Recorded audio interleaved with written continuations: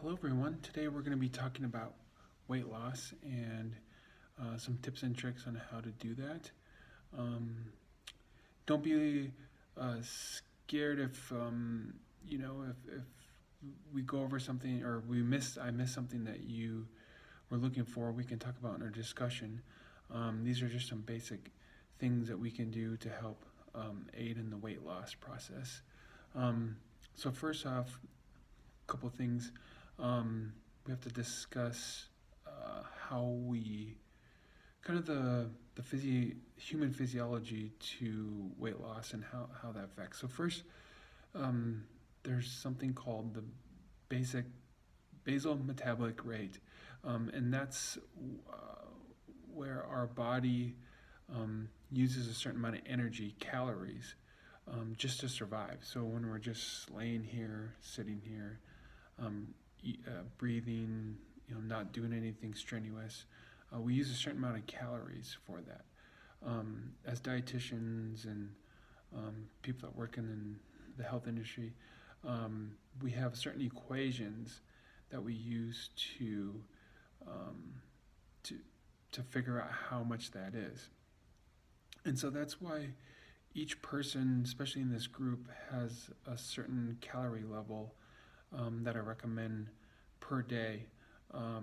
So we start with that. Is just there's a certain amount that you need just to survive. Then you add on activity levels, body sizes and those type of things. Um, so that's really important to know is that each person has a certain amount of calories that they need just to survive. And then on top of that, there's also the activity level. So that's when I send out some calorie levels for you. That's where I come up with, and I use equations to kind of come up with those things. Um, and once we figure out how much you need just to maintain your weight, the theoretical equation, then I take an equation to subtract a certain amount of calories so you lose weight. Um, and you notice that I will put a activity factor in there as well. So if you are exercising frequently, then we'll put an activity factor in there where we minus calories for the day. Um, so I hope all that makes sense. And again, we can talk about that at our discussion this month. Um, so that's kind of the first thing. The next part of it is, in theory, there's 30 there's a certain amount of calories that we have that we need to is minus from your daily intake and output. It's just a theory. It doesn't necessarily mean that it's plus or minus calories. There's other things that we do to lose weight too. That could be stress, could be other tough things at home. It could be some comorbidities. Some people have thyroid issues. There's multiple factors why we can't sometimes, where we have difficulties losing weight. So that's important too.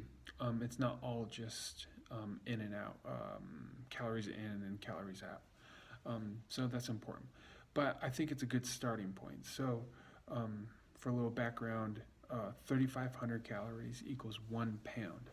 So if we want you to lose 1 to 2 pounds per week, we somehow need to decrease 500 calories per day, whether that's through activity or that's just through calorie deficit. So that's important. And so that's kind of, again, where we come up with some of those calories. To just kind of give another background too is not all foods are created equally, meaning certain foods have more calories than others, and I'm sure people are aware of that. Fat is the most, so 1 fat gram has 9 calories per gram. And then protein and carbs both have 4 calories per gram. So currently we hear a lot of people say, oh, I have to stay away from carbs because I'll gain weight. Well, in theory, again, that wouldn't make a whole lot of sense because there's actually half the amount of carbohydrates that there would be in the fat gram. So again, it's not just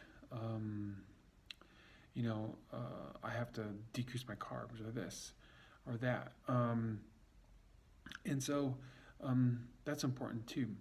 Um, so, and in the previous month too, we talked about what a carb, what a protein, and what a fat is. So again, carbs. Just to recap, carbs would be any type of rice, grains, starchy vegetables, breads, pastries, the desserts, and the sugar, and those type of things.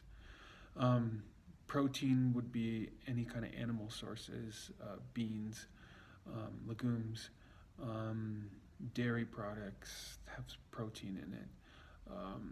Trying to think if I'm missing any. And then, of course, fat would be like oils, butter. Um, there's good fats and bad fats. But good fats would be avocados, the peanuts and nuts, the nut butters, those types of things. And then there's saturated fat, which is the bad fat, which comes from the animals. So just, I know we've talked about those, and we can talk more about that, but that's just a quick recap.